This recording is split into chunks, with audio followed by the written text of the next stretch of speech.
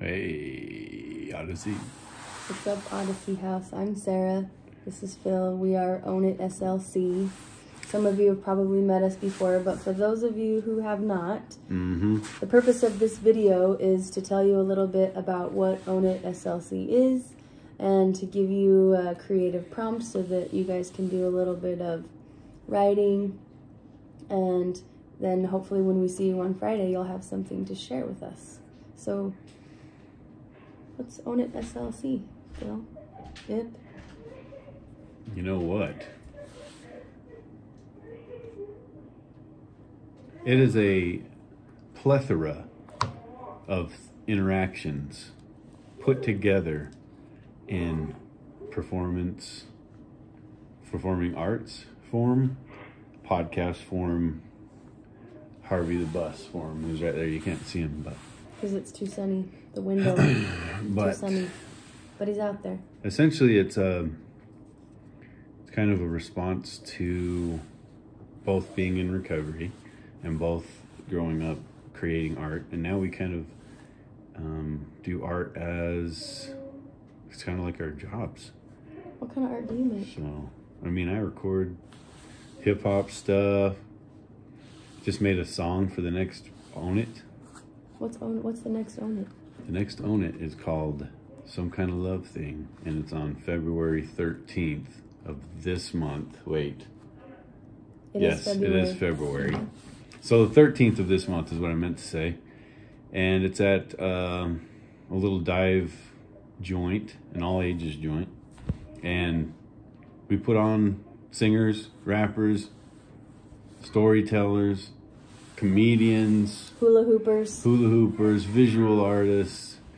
So Sarah and I like to be on there when we can to push ourselves as artists. And one thing that I don't do a lot of is sing. Rapping's not singing? Well, I rap and sing in this one. Oh. So it's a combination, and it's not really rappy rap. It's like rappy sing. And so yeah, Own It is it's a plethora of connections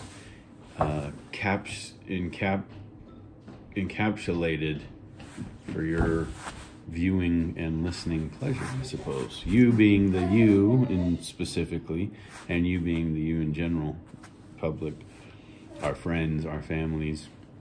And we've been doing it for about 2 years now, and it just keeps changing. 3 years now.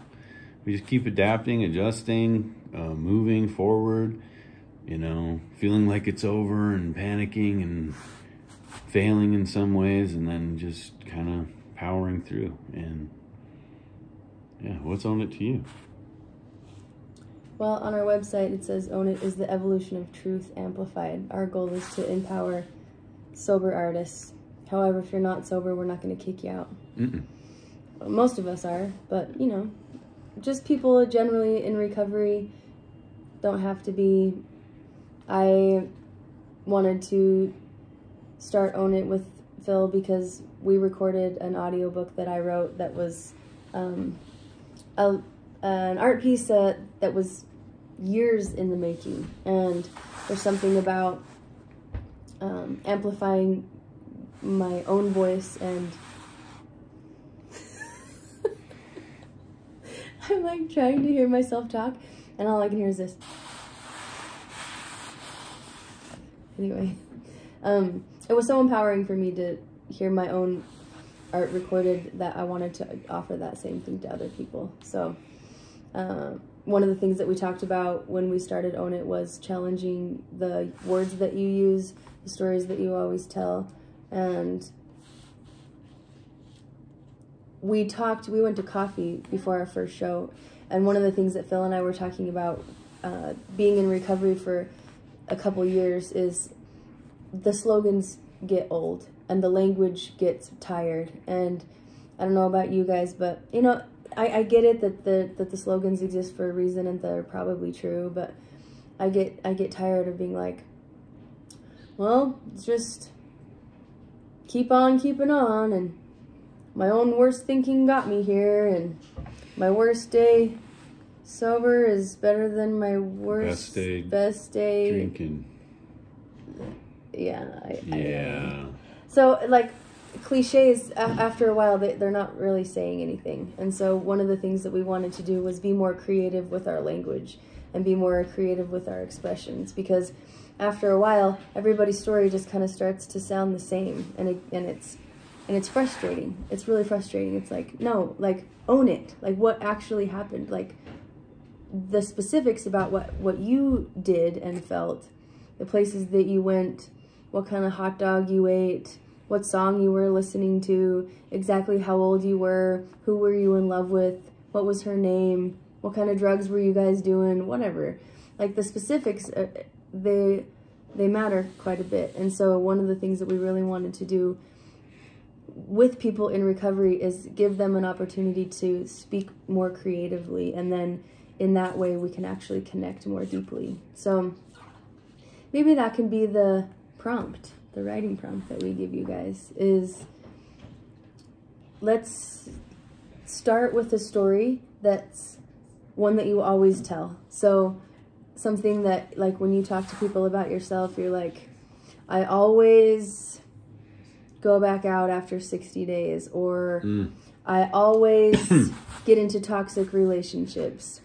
One of the shows we had, we actually dared people not to use the words toxic relationship, and they had to look at it from a different perspective. So you're not allowed to use any of the cliches or the story that you usually use to tell the story that you always tell. Maybe one story that you have is like, I'm a bad mom, or I suck at keeping plants alive. What are you looking at me for? You actually. You did a really good job with that plant for like 6 months. Yeah, I mean, it was a basil plant. Nobody grows basil plants. They just eat the basil. And he kept it alive so I kept for a it long alive, time. And there is still one little strand that's alive. I was also thinking, if you wanted to, you could write a story like that, and I think that's a good idea. And also try to think of slogans that bug you. So it could be a two-parter, or you could choose one or the other. But like, if there's a slogan that really bugs you every time you hear it, like when I'm sitting in meetings and I hear someone say, my best thinking got me here, it drives me nuts. Because, I mean, it may or may not be true, but what the fuck does that mean? Anyways, so if there's something like that, and then you can write a different way to say that. Like, what does that really mean? So you can use new words to say the same shit. The number one tip for doing this, whether you're going to rewrite a slogan like Phil suggested, or you're going to rewrite a story that you always tell, as I suggested, be specific. So specific. And the easiest way to be specific is to use all of your senses. Are you trying to interrupt my monologue because I interrupted your monologue? This is just what we're doing today. We're trying to make it look like a ghost is moving things around. Yeah, so be specific. I mean, that's the whole idea, right? Because something saying like, my best thinking got me here, like, that's not specific. It's like, it's a like, what did generalization. You think about? What was your bright idea? What did you do? I knew this guy. Oh, I don't know if I'm going to know the specifics now that I said that. But that's ironic and funny. But some of his best thinking has something to do with, like, stealing gasoline trucks. Do you remember this story? Yeah, hell yeah. He like made thousands and thousands of dollars, like, embezzling money. He was like a driver for a gasoline company, and so he told this long story about his best thinking and how it made him a shitload of money and got him in a lot of trouble. But I was like, that's pretty good thinking. I mean, I thought it was a compelling story. Yeah, so good point. So what is said can be interpreted completely different than what, especially things like that. Keep it simple. What the fuck does that mean? I mean, to me, I get it, what simple is to me now and how to do that. But so the more you can elaborate on that and say it differently, I think it'd be an interesting thing. And then if you're like, which one I don't like? My picker's broken.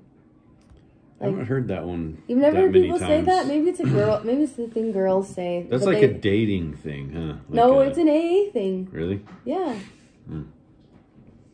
Anyway. My picker's broken. So maybe you guys could even, like, in a group, you could like brainstorm all of the the things that you hear people say all the time, and just break it down and make it more specific and tell us what it's really about. You could even, because we don't really know a whole lot about like the Odyssey House culture, but I know you guys have like little phrases and one-liners that you say all the time. Probably annoy the shit out of you. So maybe you could take some cliches that you guys always hear in Odyssey House and tell us what those mean. Like what is it called? It's not encounter? An encounter. Like, what does that mean? Like, what's an encounter? And maybe tell us about what you think about that, or some other Odyssey House weird thing that is normal to you and everyone else would think was bizarre. Yeah, and it's probably a good time to do this because I know you guys are in small groups right now, so maybe you could just talk amongst yourselves and you can make it a group project or you could do it solo. But we like the collaboration that you guys have been doing. It's been really quite cool. Yes. So we'll see you guys on Friday, whichever Friday is your Friday. We see every location that Odyssey has. So sometime in the month of February, we will see you guys on Zoom. And what we would love is to have kind of like a mini performance with you. So whatever you wrote, you get to come up to the screen and you get to share that with us and the other people in the house. And we'll clap and we'll cheer and we'll be excited to hear what you guys made. The weirder the better. The more time and energy you put into it, the more fun that we'll have on Friday. So, like, get weird, stay up all night, rocking and rolling, writing in your little book, and anything else? And we'll see you on Friday.